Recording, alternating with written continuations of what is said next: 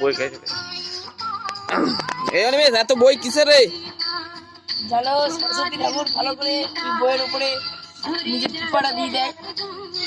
হ্যাঁ বইটা জানো নিজের সব আমাদের যেন বুদ্ধিটা বেশি বাড়ে, সেই জন্য আমরা বইটার সাইডে রেখেছি।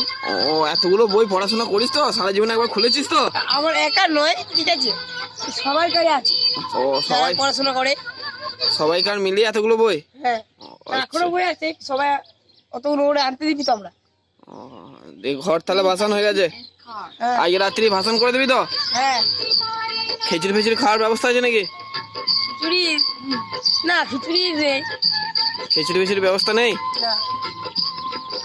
আচ্ছা দেখে নিন আপনারা অনিমেষের ঠাকুর। অনিমেষ আমার কাছে 500 টাকা চাঁদা নিয়েছে এই ঠাকুরটার জন্য। কিন্তু বন্ধুরা 600 টাকা বলা ছিল, 600 টাকা দেয়নি।